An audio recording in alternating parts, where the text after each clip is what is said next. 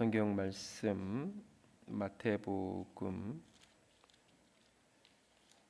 8장 1절에서 17절. 마태복음 8장 1절에서 17절.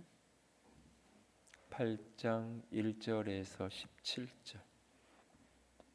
1절에서 17절까지 우리 다 함께 읽겠습니다.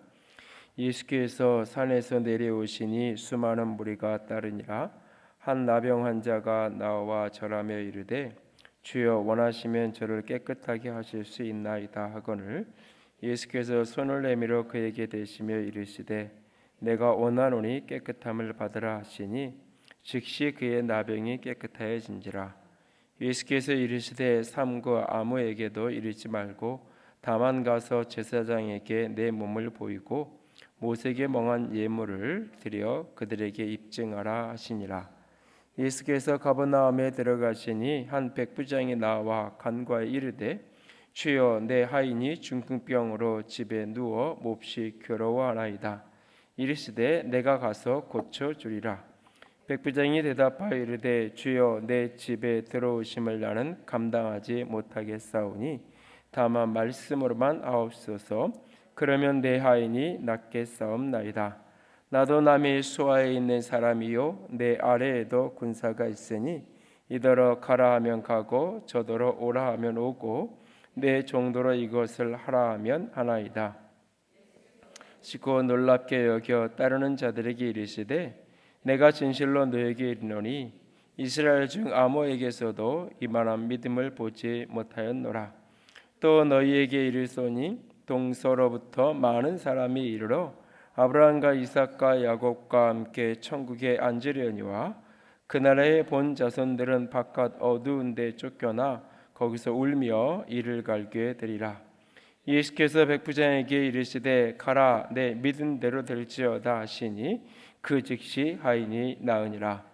예수께서 베드로의 집에 들어가사 그의 장모가 열병으로 앓아 누운 것을 보시고 그의 손을 만지시니 열병이 떠나가고 여인이 일어나서 예수께 수정들더라. 저물매 사람들이 귀신 들린 자들을 많이 데리고 예수께 오거늘 예수께서 말씀으로 귀신들을 쫓아내시고 병진 자들을 다 고치시니 이는 선지자 이사야를 통하여 하신 말씀에 우리의 연약한 것을 친히 담당하시고 병을 짊어지셨도다 함을 이루려 하심이더라. 아멘. 예수님께서 하셨던 설교에 대한 이야기가 산상수훈 5, 6, 7장 예수님의 메시지의 핵심이 요약해서 나와 있고 이제 8장과 9장은 예수님이 하셨던 사역 가운데 몇 가지가 집중적으로 여기에 모여져 있습니다. 그래서 오늘 대표적으로 치유의 이야기들이 나오고 중간에 이제 제자들을 부르시면서 예수님이 이제 풍랑을 잔잔케 하시는 초자연적인 기적을 행하시는 장면, 또 이제 귀신을 쫓아내시는 장면, 그리고 다시 이제 9장으로 넘어가서 또 역시 또 중풍병자를 비롯해서 병을 치유하는 이야기. 그런데 그 치유 속에서 이제 9장은 믿음의 문제, 치유와 믿음의 상관관계 이런 부분을 이제 9장은 조금 더 집중해서 다루게 되어집니다. 오늘 8장이 오늘 1절에서부터 17절까지 쭉 같이 읽었는데요. 예수님께서 하셨던 대표적인 치유의 이야기를 본문 속에서 우리에게 기록을 해주고 있습니다. 교회가 오래전에 들었던 이야기 중에 반문이죠. 어쩌면 교회가 병원이냐 라는 질문, 교회가 병원도 아닌데 왜 그렇게 치유나 이런 부분에 대해서 이렇게 강조하고 이야기하는가, 또는 그 반문 그런 질문을 같이 고민을 했던 기억이 있는데요. 사실 저는 이렇게 지금도 뭐 이렇게 교인들이 이렇게 아프다고 이렇게 기도해 달라고 이렇게 얘기를 하면 이렇게 한결엄마랑 나란히 서 있으면 당신이 해, 내가 이제 그럴 때가 종종 있어요. 그러면 이제 저한테 이제 옆에 있으면 같이 있으면 이제 늘 저한테 하라 그러고 내가 살짝 이제 저 느낌을 보니까는 그런 기도 해달라 그럴 것 같아. 근데 살짝 절로 가요. 그러면 이제 기도하고 있고 뭐 그럴 때도 있고. 그런데 지금도 사실은 조금 이렇게 머리로는 다 이해하고 알면서도 정서적으로는 나도 모르게 멈칫멈칫하는 게 있어요. 이게 이제 이렇게 오래전에 저는 이렇게 아프면 병원 가면 되지 왜 목사한테 와서, 목사한테는 성경 공부하러 오는 거고, 그런 거지.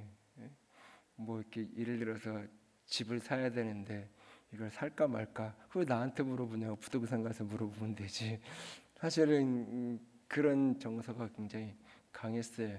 며칠 전에도 한 분이 문자로 어떤 걸 물어보는데 뭐 이렇게 직장에서 이렇게 제안이 왔는데 뭐 이제 지금 현재에도 아무런 문제도 없고 좋은데 사실은 이제 새로운 제안을 받아서 이렇게 하는 게 맞는지 아닌지 이렇게 문자로 쭉 이렇게 물어보더라고요. 그래서 이렇게 순간 이건 자기가 알아서 하면 되지.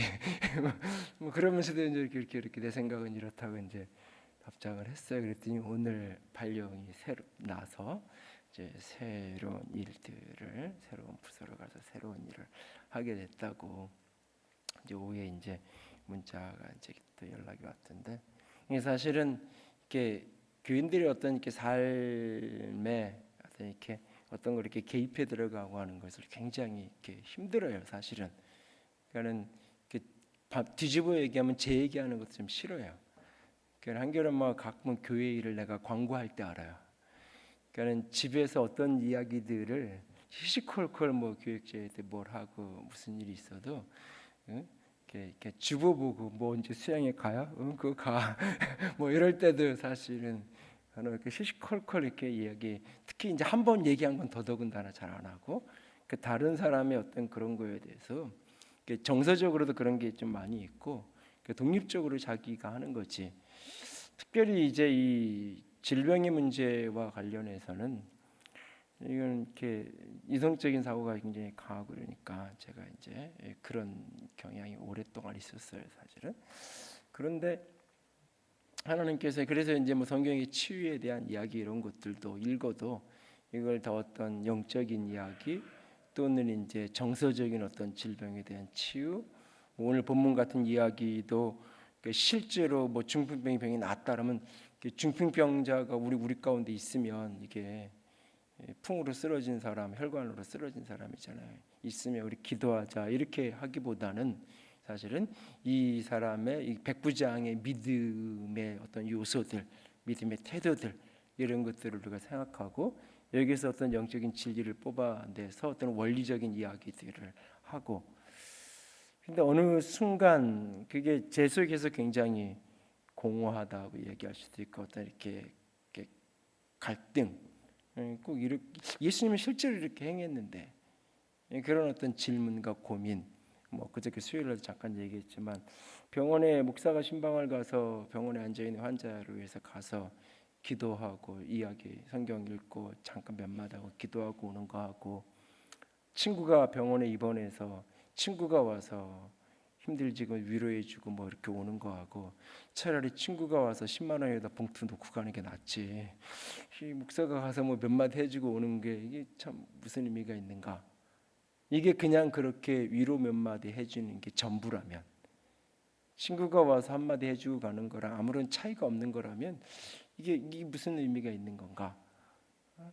그런 생각을 어느 순간부터 하기 시작을 했어요. 그러면서 이제 하나님께 은사도 구하고 어떤 이제 은혜도 구하고 이런 부분에 대한 이제 성경적인 부분들도 고민해 가기 시작했고 그랬는데, 사실은 저는 이제 저랑 목회 초기에 저 이제 같이 있었던 분들은 이제 기억을 하실 분이 혹 계실지 모르겠는데, 제가 원래 이렇게 마른 기침이 늘 제가 있는 사람에 지금도 이제 성대가 썩 좋지 않은 편이긴 한데, 그래서 이제 오랜만에 이제 나이 드신 이제 선배 목사님들하고 통화를 할 때가 되면 늘 저한테 이제 기도 많이 해서 목 쉬었냐고 이제 뭐 그러면 예 그냥 그러고 마는데 뭐 이렇게 별로 손해 보는 건 없는데 어떻게 성대가 늘 약하긴 한데 이게 마른 기침이 늘 항상 있었어요. 제 어머니가 저 좋고 그러면서 이제 어머니도 그 해서 기침이들이 있었고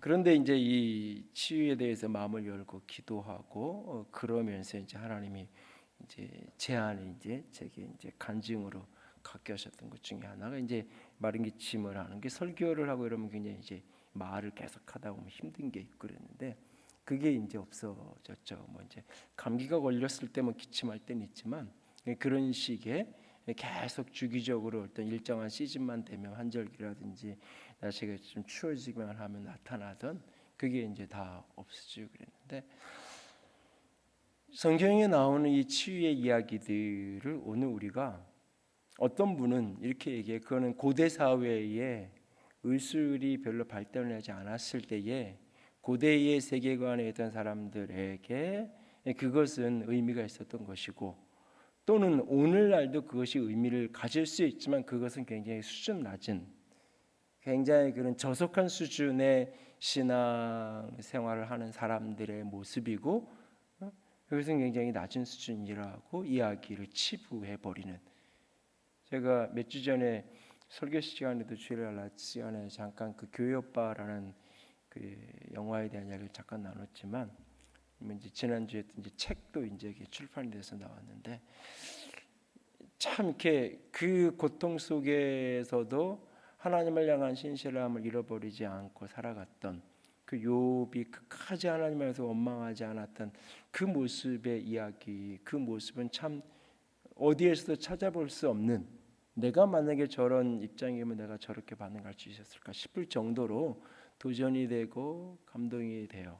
그러면서도 제 안에 끊임없이 올라오는 질문, 의문이 이것이 최선일까? 질병을 만났을 때 이 반응이 최선의 반응인가라고 하는 부분에 고민이 있어요. 욥의 이야기의 마지막 결론은 물론 자식도 죽었고 뭐 그랬지만 욥이 살았잖아요.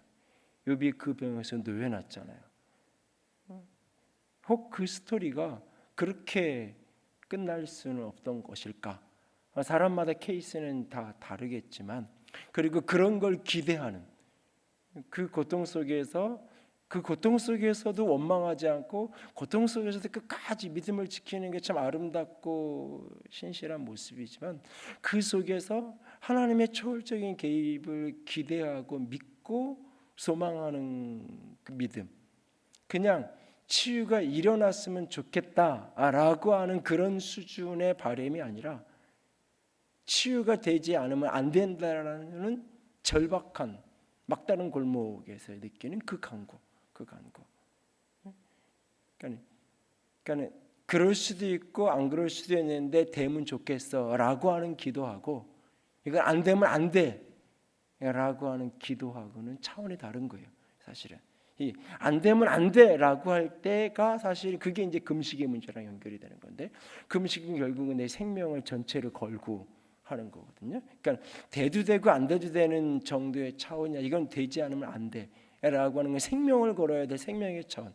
그래서 금식은 그냥 아무 때나 좀 이렇게 다이어트 겸해서 이렇게 반반씩 해가지고 뭐 이렇게 기도도 할 겸 다이어트도 할 겸 이럴 때 그냥 하는 게 아니죠. 사실은 그런 의미성을 갖는 건데 때로는 그렇게 기도할 수는 없는 건가라고 하는 질문, 고민이 한켠에 있어요. 그래서 사실은 그 영화를 지나고 났으니까 얘기는 하지만 교인들이 포스터는 갖다 붙여놔도 같이 가자 그러고 막 그러지 못했던 이유 중에 하나가 제 속에 그런 의문과 고민이 있어요.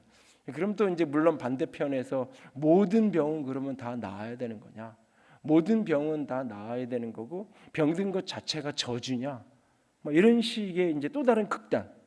모든 병은 저주고 모든 병은 악한 거고 뭐 이런 식으로 또 다른 극단으로 치닫는 이 어떤 양극단 속에서 한쪽에서는 그냥 병 자체를 하나님이 주신 어떤 것으로 받아들이면서 이것을 그냥 이렇게 견디어내는 게 전부고 그것을 이렇게 감당하는 게 전부고 그것을 치유하고 회복되는 것이 의학의 도움을 받는 거고 우리는 그저 하나님께 낫게 해주세요 간구하는 소원을 가져보는 것 차원이 전부인 그러나 그건 너머의 차원이 성경 안에는 분명히 존재를 해요. 사실은 그래서 그 부분과 관련된 어떤 그 속에서 우리의 반응 우리의 반응의 핵심이 이제 치유와 관련된 우리의 반응의 핵심적인 요소가 믿음의 문제인데 그게 이제 오늘 8장에서도 일부 나오지만 그 이야기가 이제 9장의 사건 속에서 중풍병자가 낫고 혈류병이 낫고 뭐 이런 9장의 사건 속에 이게 좀 더 집중이 돼요. 그래서 나중에 이제 9장을 다룰 때 그 부분에 대한 이야기는 조금 더 이제 충분히 조금 나누었으면 좋겠는데 오늘 본문 속에 크게 세 가지 치유의 사건이 등장을 해요. 첫 번째는 나병 환자가 등장을 하고 두 번째는 중풍병자가 등장을 하고 세 번째는 열병을 앓는 베드로의 장모. 요즘식으로 얘기하면 열감기죠. 열감기. 나병하고 중풍병은 굉장히 불치병, 큰 병이잖아요. 그러나 일단은 열감기는 어떻게 보면 이제 조금 지나면 며칠 쉬면 뭐 또 금방 바로 괜찮아질 수도 있는 그런 정도의 세 가지 패턴의 질병이 여기 등장을 해요. 첫 번째 나병 환자는 자기 자신이 나병이라는 게 바로 당장 죽는 건 아니잖아요. 당장 죽는 건 아니에요. 서서히 죽어가는 것일 뿐이지. 사실은 그 당사자가 예수님을 향하여서 소리쳐요. 당신이 원하시면 나를 깨끗게 하실 수 있습니다. 그랬더니 예수님이 내가 원한다. 깨끗함을 받으라라고 주님이 내가 원한다 깨끗함을 받으라고 말씀하세요. 그랬더니 그 즉시로 나병에서 그거 깨끗해지는 모습을 보게 돼요.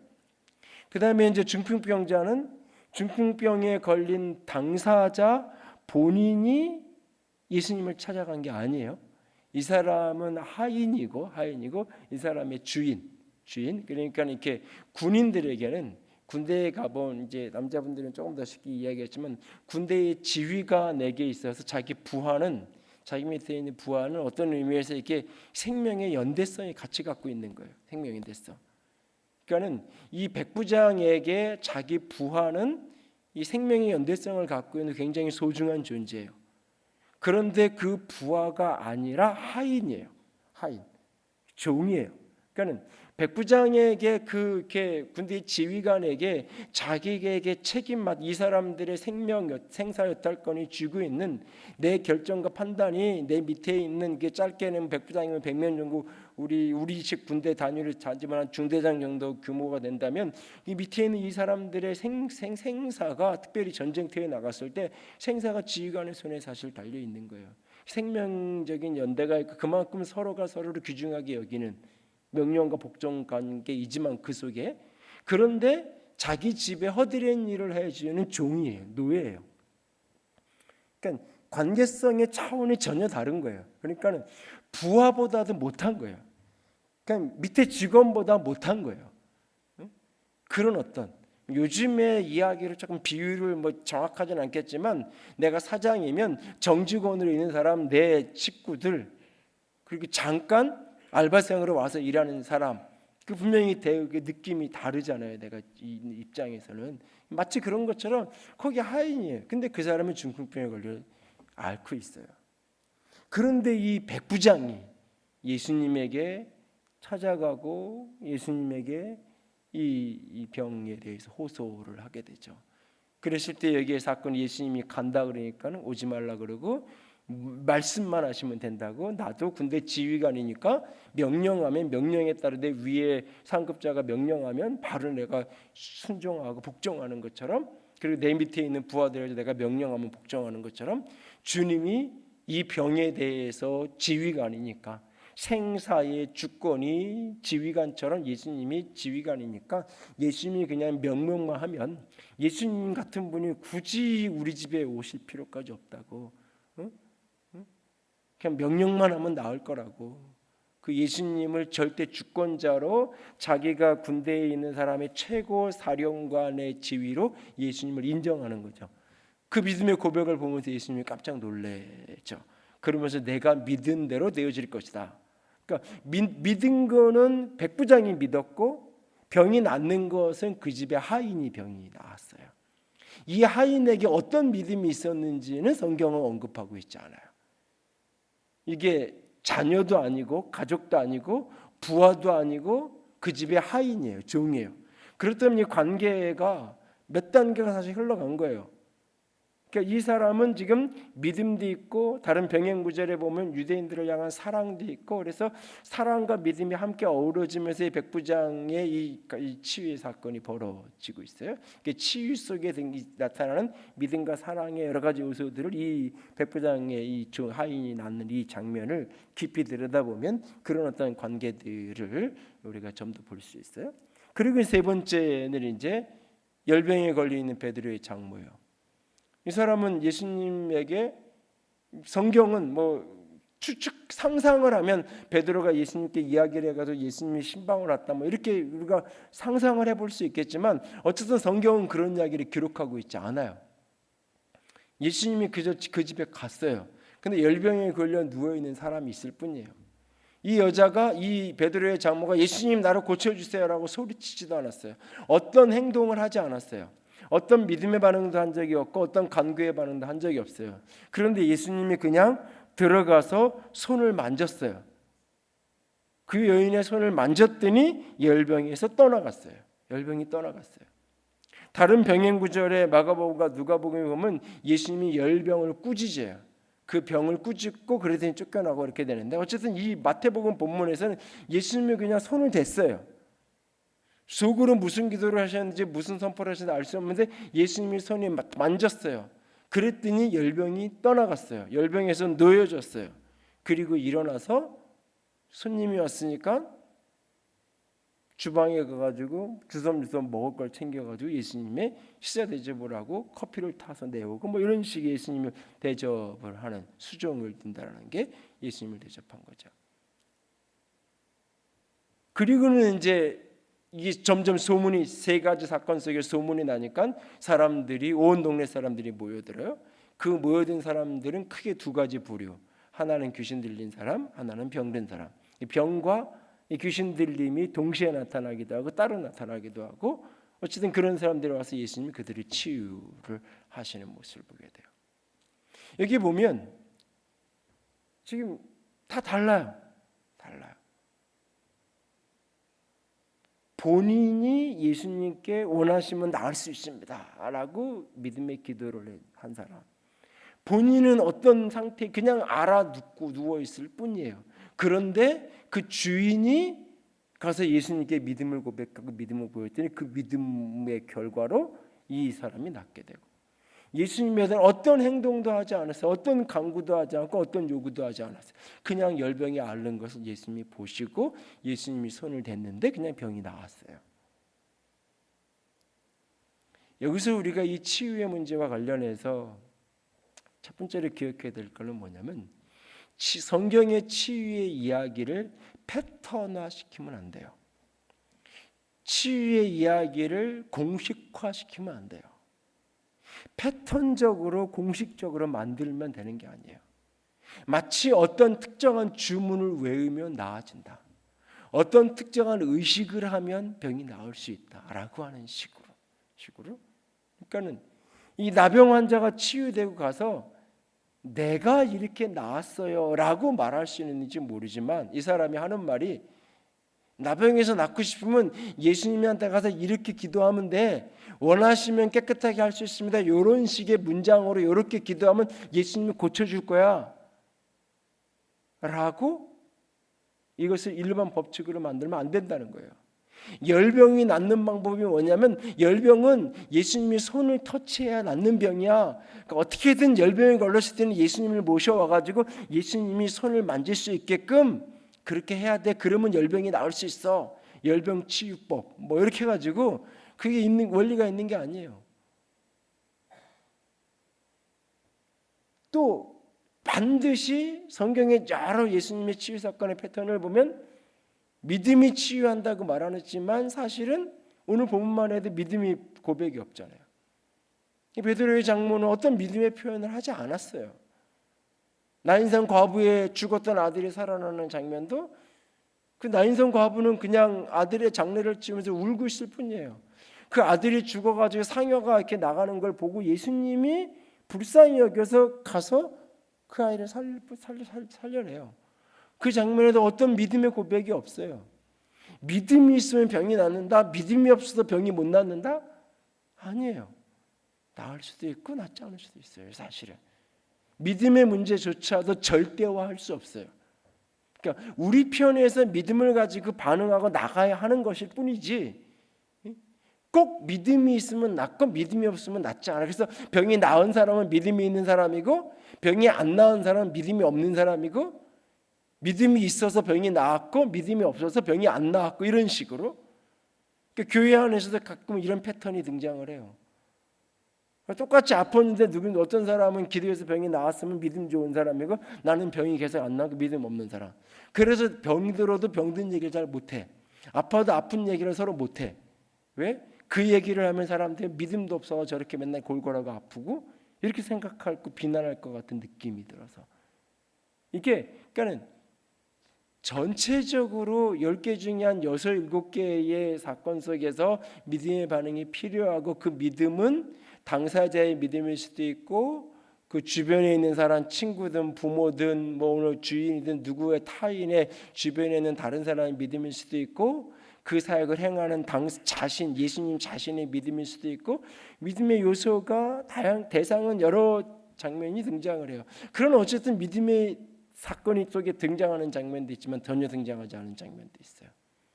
그러니까 치유의 이야기는 전적인 하나님의 주권 속에 있다는 걸 기본적으로 인정을 해야 돼요. 그러니까 이 전적인 주권을 인정한다는 것의 표현 중에 하나가 뭐냐면 일정한 패턴으로 갖다 끼워 맞추지 않는 거예요. 내 경험은 내 경험일 뿐이에요. 내가 이렇게 해서 치유가 됐고 내 간증일 뿐이에요. 그것을 패턴화시키고 법칙화시켜서 원리화시켜서 이렇게 해야 돼. 중풍병에서 낫는 법은 A 방법, 열병에 낫는 방법은 B 방법, 나병에서 낫는 방법은 C 방법. 성경에 나병 환자 치유되는 장면 다 골라가지고 연구해보고 제가 해본 거예요. 다. 내가 이상한 짓을 해봤죠. 이렇게 해서 패턴을 찾으려고. 그러면 설교할 때 가르칠 때 편하잖아요. 중풍병 이제 교인 중에 혈관절에 쓰러진 사람이 있을 그 패턴 가지고 가서 이렇게 하셔. 그러면 되잖아요. 아무리 뒤져봐도 그런 장면만 뽑아가지고 찾아도 아무리 찾아도 패턴이 등장을 안 하는 거예요. 그걸 찾았으면 제가 벌써 아마 이 치유학 박사학위 해가지고 뭐 목회도 하지만 그런데 강의하러 다니고 어쩌면 그럴 거예요. 벌써 논문 썼을 거예요. 성경에 없어요. 그러니까 성경에 치유의 이야기가 빈번하게 등장하지만 병원을 차리지 않아요. 예수님이. 병원은 치유에 이렇게 노하우가 쌓이잖아요. 그래서 이게 논문으로 그것이 발표가 되잖아요. 그래서 그걸 배우고 익혀서 그걸 익혀가지고 누군가가 배워서 그대로 하고 그 다음 단계를 또 나아가잖아요. 이런 식으로.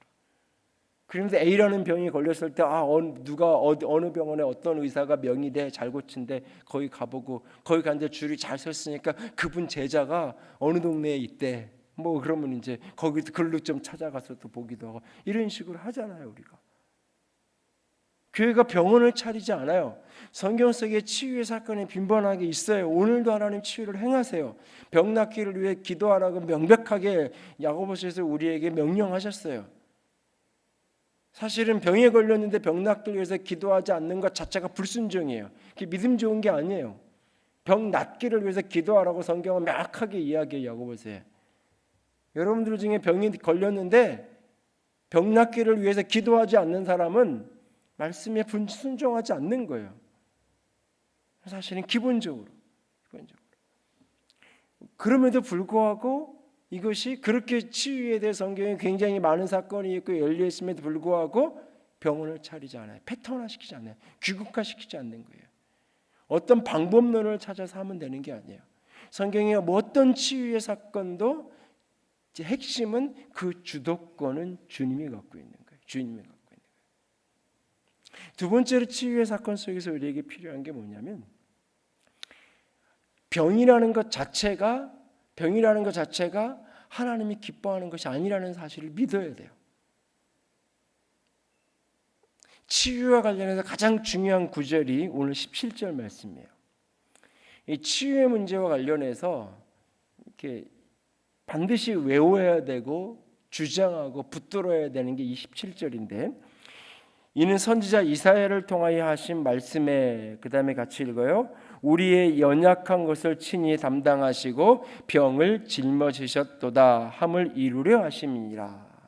이사야서 53장에 연한 순과 같이 예수 그리스도의 어린 양으로 오신 예수 그리스도의 모습을 묘사하는 구절이에요.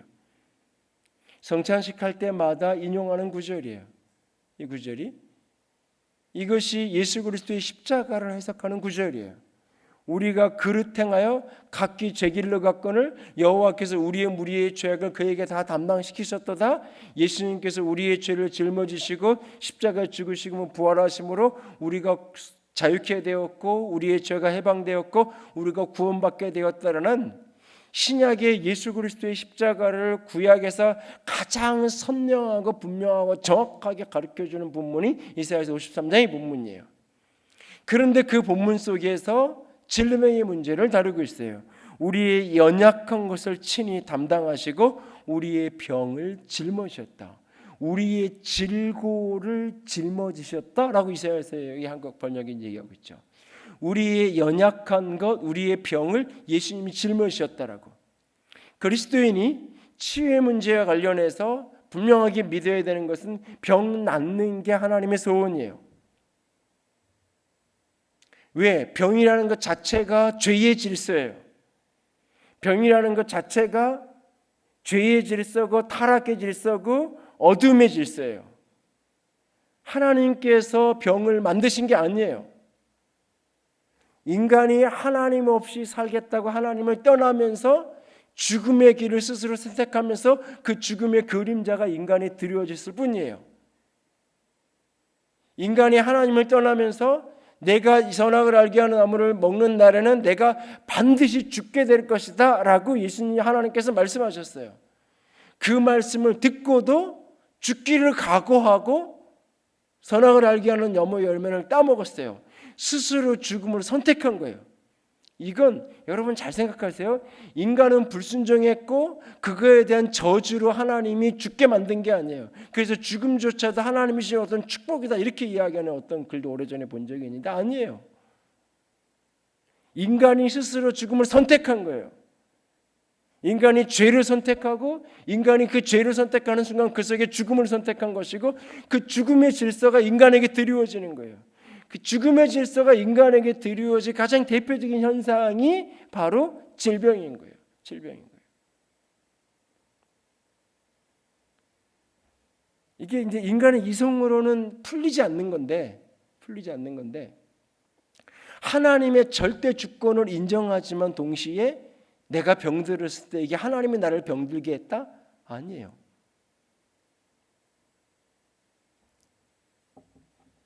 고린도후서에 바울이 육체의 가시에 대한 이야기를 해요. 육체의 가시인데 그 육체의 가시를 뭐라고 표현하냐면 이게 사단의 가시라고 표현을 해요. 육체의 가시, 사단의 가시예요. 그런데 이게 너에게 은혜다라고 이야기해요. 고린도서 10장에 바울이 육체의 가시 때문에 하나님께 3번 기도하잖아요. 기도하는데 하나님께서 내 은혜가 족하다고 말해요. 그 육체의 가시는 사단의 가시라고 표현을 하고 있어요. 그러니까 하나님의 이 절대 주권 하에서 이 사단의 모든 역사까지도 하나님의 넓은 의미의 큰 주권의 틀 안에 있는.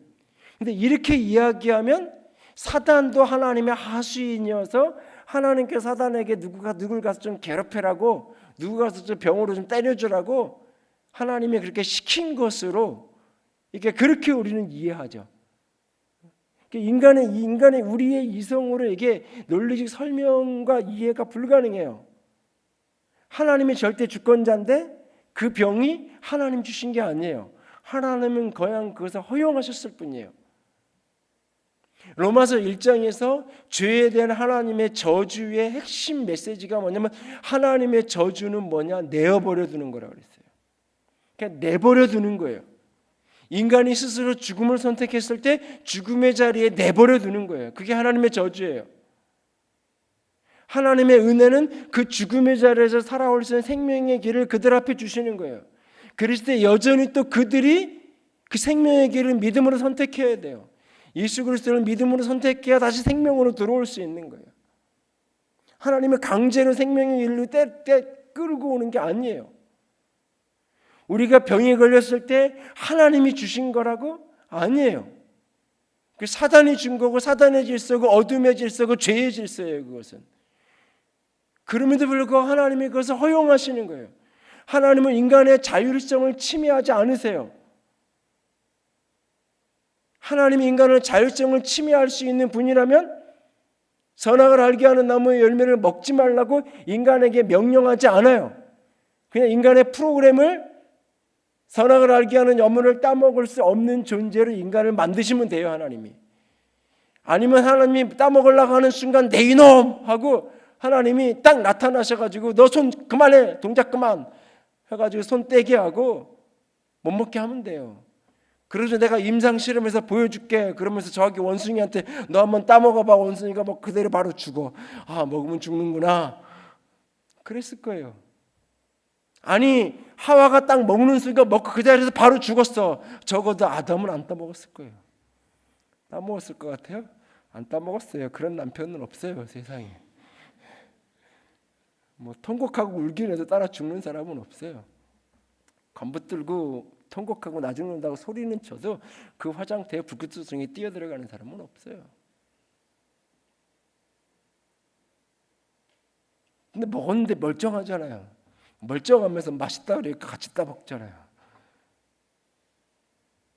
그러니까 하나님이 인간의 자율성을 제한할 수 있는 분이면 처음부터 하셨어요.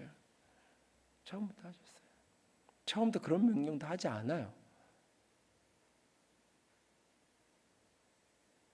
하나님은 인간을 자유로 지으셨어요. 오늘 우리에게 있는 모든 질병은 기본적으로 죄의 질서고 인간이 하나님을 버리고 죄를 선택하고 인간의 죽음을 선택한 그 결과가 우리 속에 드리워져 있는 거예요. 드리워져 있는 거예요. 그런데 이 세상을 사는 동안 내가 구원받았지만 여전히 이 땅은 죄의 질서 아래 있어요. 구원받았지만 여전히 이 세상을 공중의 권세 잡은 자 악한 사단이 여전히 역사하고 있는 세상 속에 우리는 살아가고 있어요. 그 때문에 구원받았지만 여전히 죄의 질서가 우리 속에 있어요. 그런데 하나님은 우리를 이 세계에서부터 우리를 구원하기 원하세요.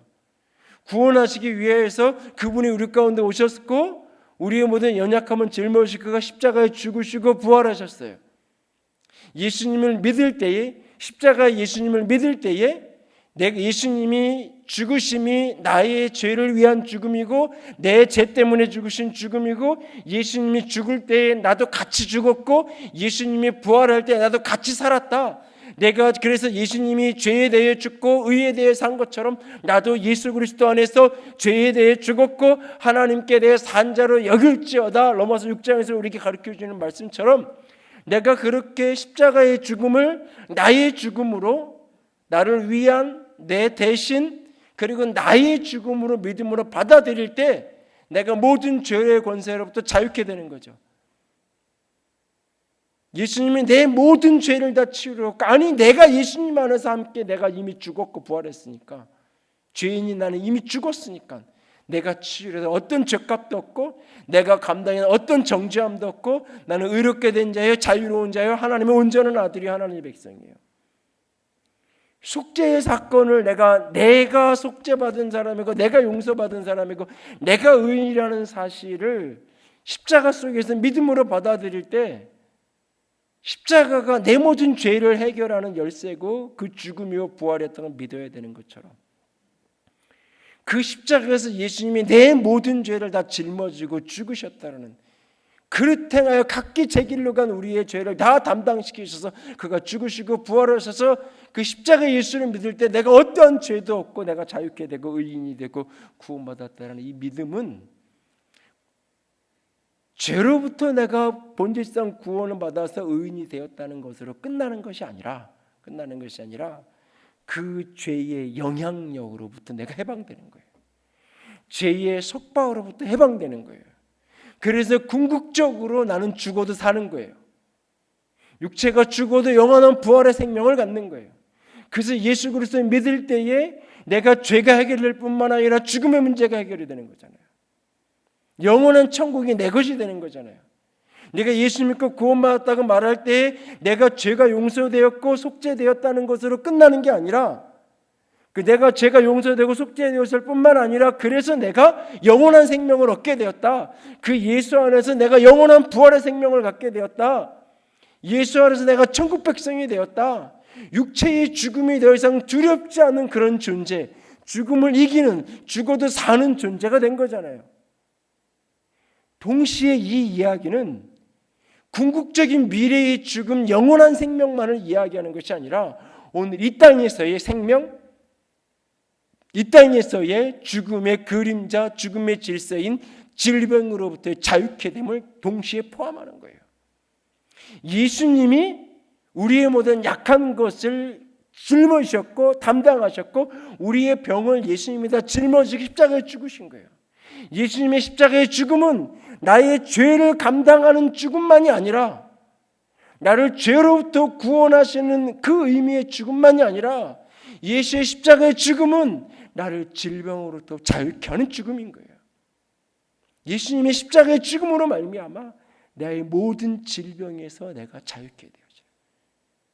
그러니까 기본적으로 예수님이 십자가에서 내 죄를 해결하시는 그때 죄의 결과인 죽음이 해결되었고 죽음의 그림자인 질병이 해결된 거예요.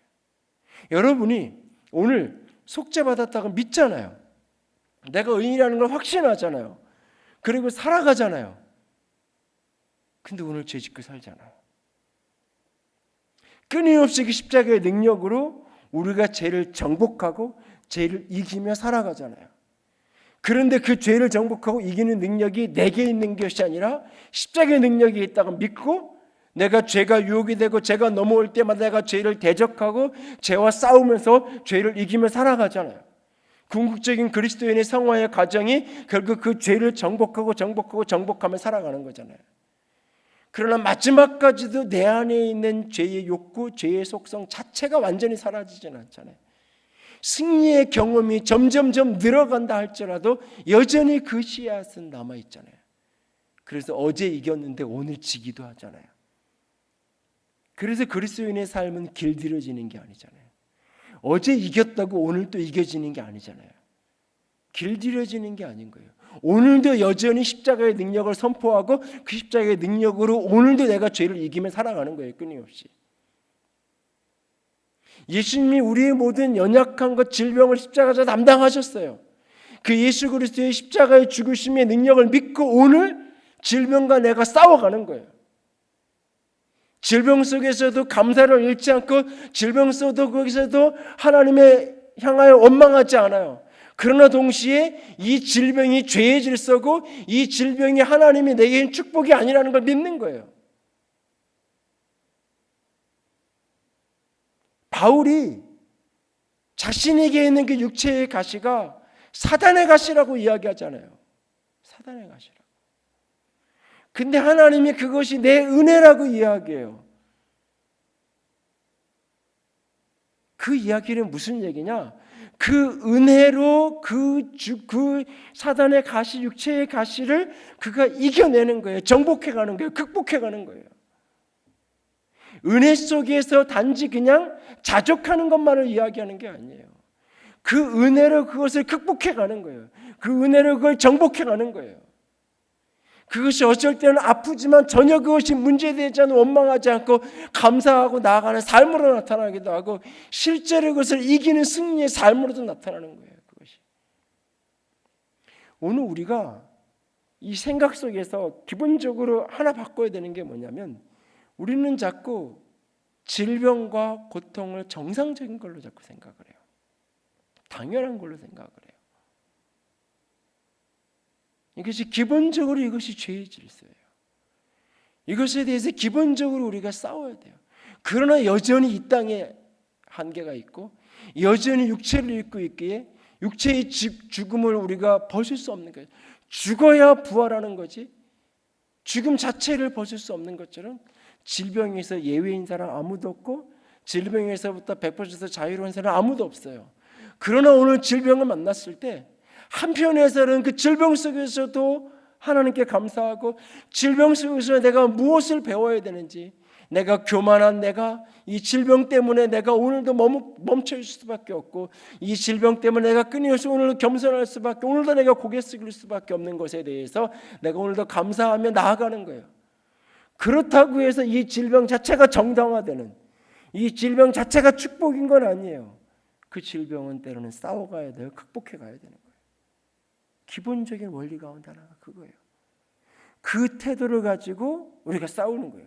싸우는데 한편으로는 하나님이 이 세상의 의학이라는 방법을 주셨고, 한편으로는 성경에서 기도하라고 하셨고, 그 기도 속에는 기본적으로 믿음이 같이 나가는데, 그 믿음이 하는 기도가 한편으로는 간구의 기도가 나타나기도 하고, 한편으로는 왕의 선포에 대적하라고 표현하셨던, 특별히 질병 속에 사단의 역사, 어둠의 역사가 있을 때 사단은 성경은 늘 대적하라고 이야기해요.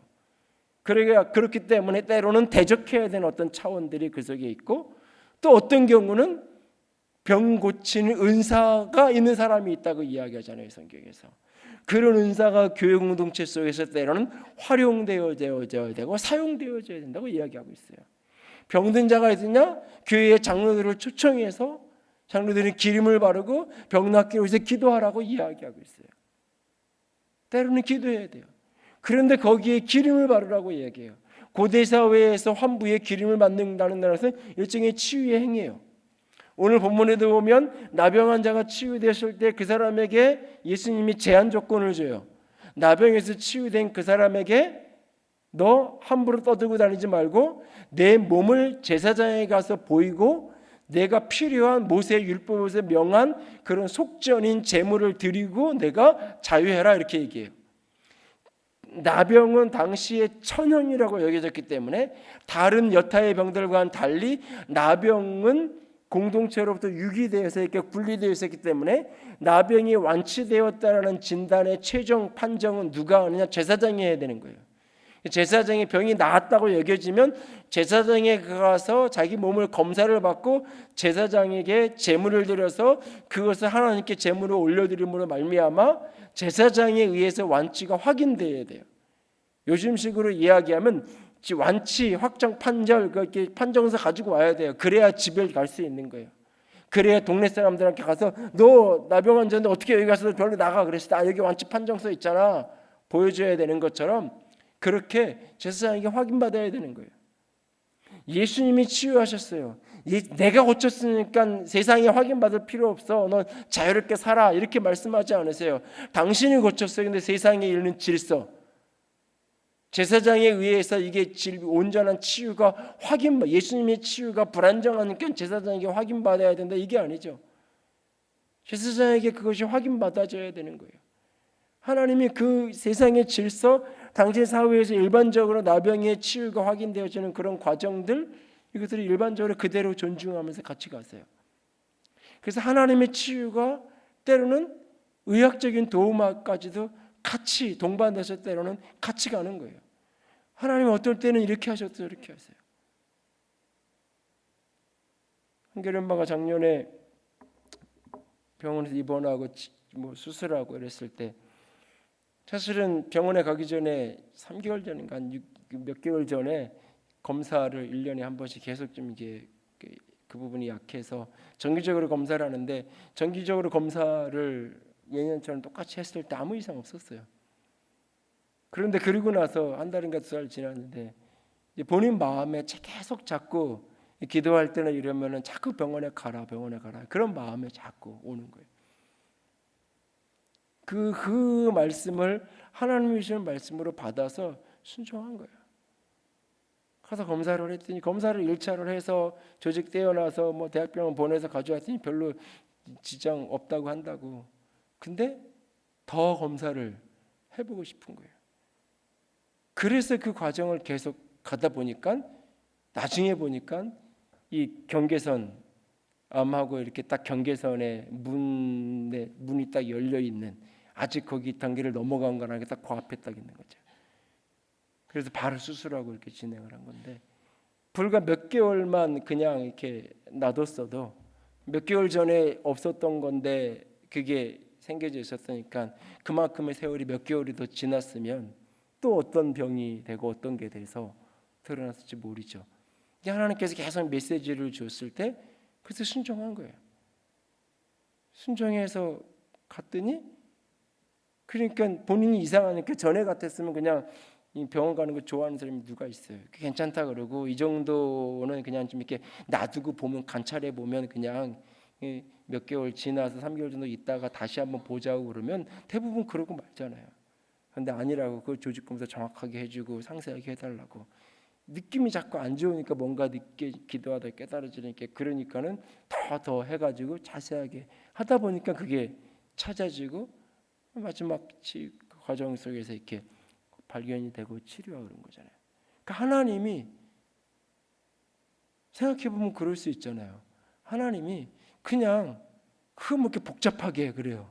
복잡하게 병원에 가라 그러고 검사하라 그러고 수술하라 그러고 뭐 복잡해요 그래요. 하나님을 고쳐줄 거면 내가 치유해 줄게. 그러고는 그냥 하나님이 손 대면 그냥 딱 고쳐주고 그러면 되잖아요. 그리고 하나님이 하시는 말씀이 내가 너 고쳤다 그랬으면 되는 거잖아요. 그럴 수 있잖아요. 어쩌면 그래도 되고 그럴 수 있는 거잖아요. 더 근본적으로 이야기하면 그런 거 생기게 안 할 수 있는 거잖아요. 어쩌면. 근데 안 할 수 없어요. 왜? 식습관이 안 고쳐지고 생활 습관이 안 고쳐지니까 그 약한 부분을 계속 자극하는 내 생활 패턴을 안 고치니까 언젠가 어떤 분도 위암 수술을 하고 뭐 이랬는데 나중에 그런 얘기를 해요. 사실은 자기 집에는 늘 그 활명수 있잖아요. 이게 냉장고에 늘 박스로 있었다. 늘 먹으면 소화가 안 돼서. 근데 이게 뭐 대학 때부터 자기는 그래서 그냥 늘 당연히 왜 늘 활명수를 두고 살아야 되고 늘 콜라를 먹지 않으면 소화가 안 되고 불편하고 이게 정상이에요? 정상이 아니에요. 근데 본인은 그게 정상이라고 여긴 거예요. 오랜 세월을 했으니까. 근데 어느 날 위암이 발병이 되고 위를 잘라내고 뭐 그러고 나서야 그 얘기를 하는 거예요. 깜짝 놀랐어요. 그게 어떻게 정상이냐고. 비정상이지. 비정상인데 익숙하니까 그냥 정상으로 알고 살았던 거예요. 그 습관이 안 고쳐지고 초기에 그런 일이 있을 때 뭔가 있을 때 그 치료라든지 고치든지 조절을 해야 되는 건데 그게 안 되니까. 내 습관적으로 내가 하는 그 모습, 내가 그 병을 열어놓는 내 모습, 하나님이 그 암을 가져다 준 거 아니에요. 내가 그런 습관을 여전히 갖고 있으니까. 패턴을 그대로 안고 살아가고 있으니까. 그런 환경 속에 그런 걸 먹고 그런 곳에 내가 사니까 노출되어 있는 거예요. 하나님은 그 속에서 회복될 수 있는 길들을 지혜를 주시고 마음을 주시고 하시는 거죠. 그렇게 하나님이 때로는 일이 알려주시기도 하시고 병원에 가서 수술하기도 하시고 때로는 하나님이 수술이 아니라 치유의 기적으로 하나님이 일하기도 하세요. 오늘도 편지 하나를 받고 참 마음이 아팠는데 며칠 전에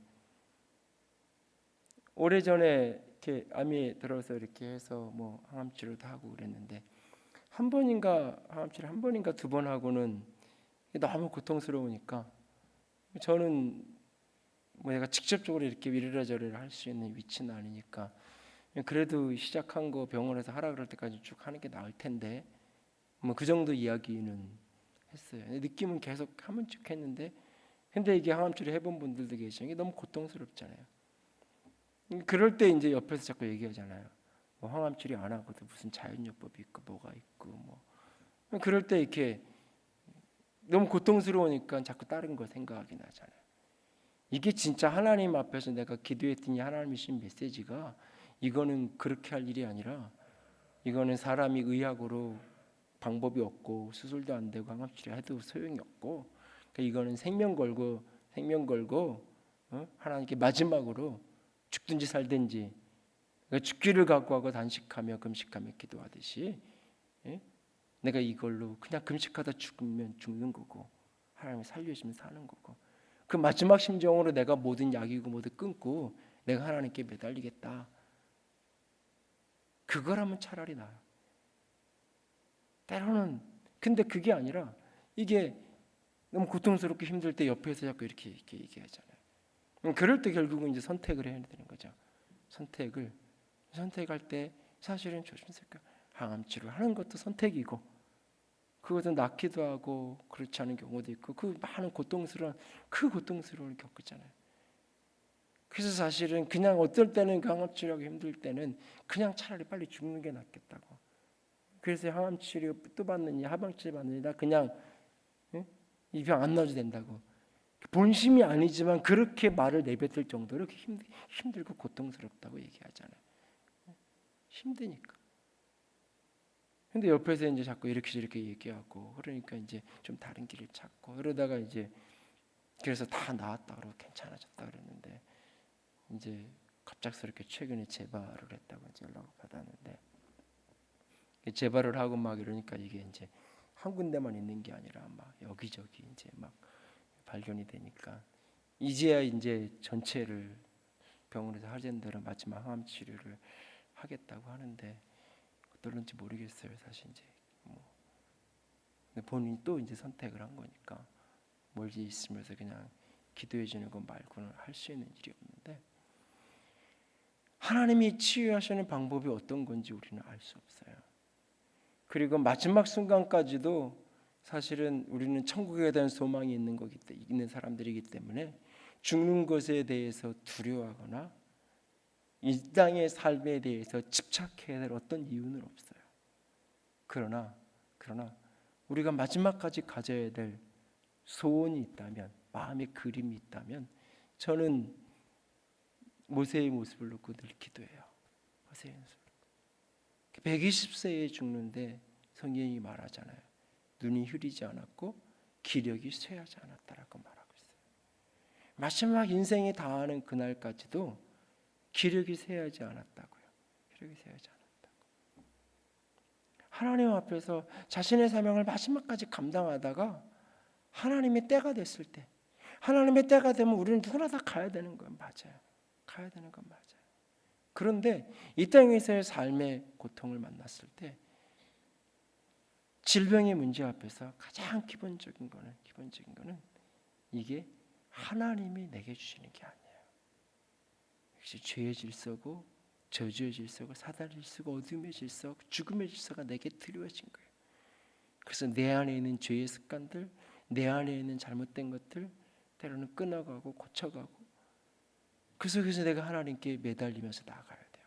그 속에서 하나님에 대한 절대 주권을 믿는 믿음으로 기도하면서 하나님께 나아가야 돼요. 우리가 그러면서 그 기도 속에서 하나님이 주시는 치유와 기도 속에서 하나님이 하시죠. 때로는 하나님의 초월적인 방법으로, 기적의 방법으로 일으켜 기도하시고, 하나님 일반적인 치유의 길도 하시고요. 그런데요, 혹시 가족이나 누구한테 의사들이 있으면 물어보세요. 어떤 의사도 확실하게 낫는다고 말하는 사람은 아무도 없어요. 어떤 의사도 이 약 먹으면 확실하게 낫습니다. 말하지 못해요. 확실하게 낫다고 했는데 죽고, 암은 다 고쳐놨는데 감기로 세상 떠나더라고요. 암에서 다 나았다 그랬는데 감기 태어나고 몇 달 지나다 감기 때문에 그게 관리 못해가지고 세상을 떠나게 돼요. 사람은 모르는 거예요. 사실이 사는 것 자체가 기적이에요. 의사의 수술로 낫는 것 자체도 사실은 기적이에요. 그것 자체도 기도 한 번에 벌떡 일어나는 것만 기적이 아니라 모든 게 기적이에요. 그래서 우리는 궁극적인 판단을 하나님이 하는 거예요. 우리가 굳이 하나님에게 하나님 원하시면 고쳐주시고 원하지 않으면 괜찮습니다, 우리가 굳이 그럴 필요가 없어요. 내가 굳이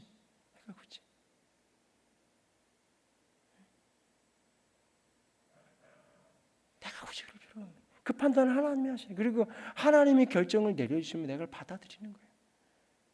하나님이 내 사명 다 했다, 내 때가 됐다 하시면 아멘하고 저 천국 가는 거예요. 근데 하나님은 아무 말씀하지 않고 계시는데 내가 스스로 알아서 그럴 필요가 없는 거예요. 근데 알아서 내가 그럴 때 저 같은 경우는, 목회자 같은 경우는 뭐가 있냐면 믿음이 없는 거예요. 믿음이 없는 거예요. 그리고 부담이 있는 거예요. 이게 나았다 그랬다가 나을 줄 믿습니다 그랬다가 안 나오면 이게 그 판단을 하나님이 하는 거예요. 우리는 마지막까지 하나님 낫게 해주세요 라고 기도하는 거예요. 무엇을 믿고? 예수님의 십자가를 주장하면서. 사람을 주장하는 게 아니에요. 예수님이 십자가에서 우리의 약한 것을 담당하셨고 병을 짊으셨다고 말씀하셨잖아요. 십자가를 주장하는 거예요. 십자가를 믿는 거예요. 십자가를 믿는 게 여러분의 질병의 문제 속에서도 그 믿음을 가지고 하나님 앞에 매달릴 수 있기를 원합니다. 죽고 사는 질병뿐만 아니라 작은 질병 속에서도 감기가 걸리고 머리 아프고, 오늘 이 말씀을 준비하는데 하나님 앞에서 내가 언뜻 떠오른 게 회개한 것 중에 하나가 뭐냐면, 제가 요즘에 눈이 좀 불편하다는 얘기를 가끔 내가 했었는데 생각해보니까 한 번도 기도해 본 적이 없어요. 한 번도 내가 나이가 들어서 이러나 보다, 50이 넘었지, 그러니까 그냥 그렇게 생각을 했지 기도해 본 적이 없어요. 곰곰이 말씀을 준비하는데 그래서 바로 그냥 안경 벗고 손 얹고 혼자 내 방에 앉아서 혼자 이제 기도를 했는데, 불편하면 기도하는 게 정상이. 내가 왜 기도를 한 번도 안 했지? 그런 생각이 번뜩 들더라고요. 그래서 앉아서 기도했어요. 기도했는데 하나님이 그 감당해라 하면 감당하겠죠. 근데 하나님이 기도했는데 하나님이 병원 가서 뭐 수술해라 그럼 또 하겠죠. 하나님이 내 기도에 응답하셔서, 아까 그래서 지난 주일보다는 좀 밝아진 것 같기도 하고 이렇게 잘 보이는 것 같기도 하고, 느끼면 어쨌든 뭐 엊그저께 수요일보다는 밝아진 것 같은데 모르겠어요. 오늘부터 매일 하려고 내가 손을 얹고 매일 하려고. 예전에 한 15, 16년 전에 우리 교회 그 예전에 손준태 목사님 오셔서 집회를 몇 번 한 적이 있는데, 그때 이 눈을 놓고 기도를 했던 적이 있는데, 그때 그분이 간증에 자기 교인들 중에 몇 명이 안경을 벗었다고 그 간증을 한 적이 있어요. 본인도 시력이 많이 좋아지고, 그 생각도 오늘 나면서 앉아서 이제 혼자 기도를 했는데, 여러분이 뭔가 이렇게 죽을 병에 걸렸을 때만 하는 치유의 기도라는 게 아니라 자꾸 아플 때 작은 일들 속에서, 아이니까 당연히 아픈 것이 아니요. 기도하세요. 병원에 뛰어가기 전에, 의사 찾아가기 전에 먼저 기도하고 먼저 서놓고, 하나님께서 그럴 때 하나님이 지혜도 주시는 거예요. 병원들 잘 찾아가야 되잖아요. 어느 병원을 찾아가냐가 사실, 병원 가서 무슨 과를 가야 되는지 더 모르겠잖아요. 처음에는 사실은. 여러분이 하나님 앞에서 어떤 거든지 주님이 우리의 연약한 걸 친히 담당하셨고 병을 짊어지셨다, 이 말씀을 믿고 연약할 때마다, 질병을 만날 때마다 하나님께 기도하며 나아갈 수 있기를 부탁을 드립니다. 찬양합시다. 우리 이 시간에 우리 74장 영광 임하소서. 예수의 이름으로 치유의 능력이 예수께 있네. 모든 기적과 능력이 주께만 있네. 예수의 이름으로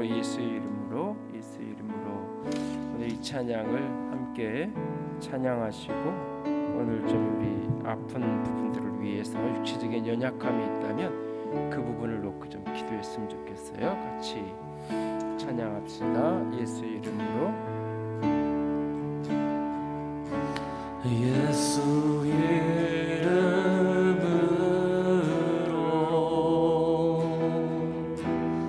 예수 이름으로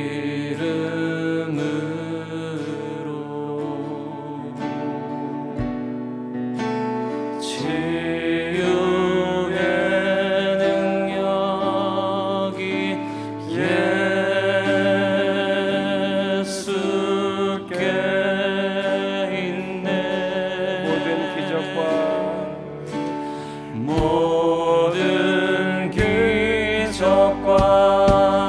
능력이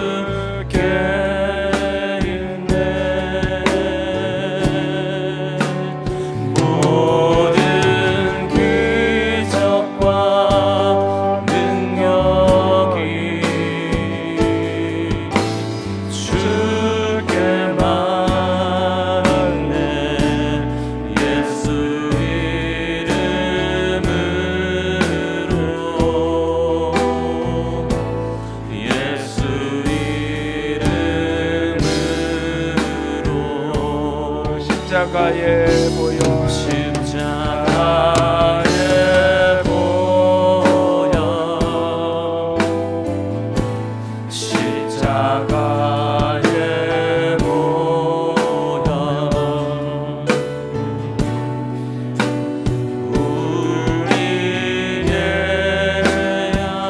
약을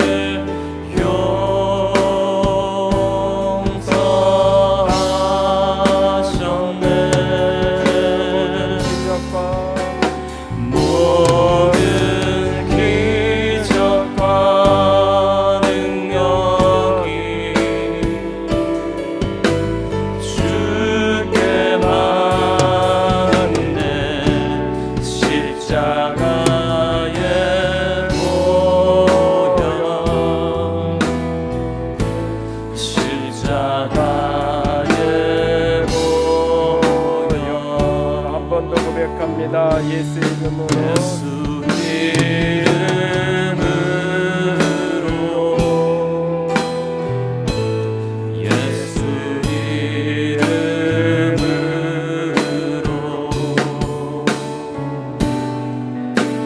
치유의 여기 예수께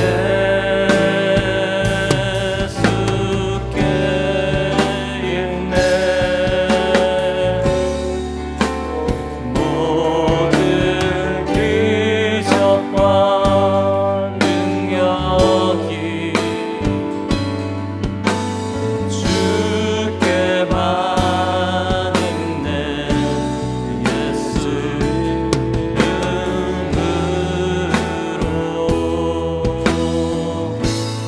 예수 이름으로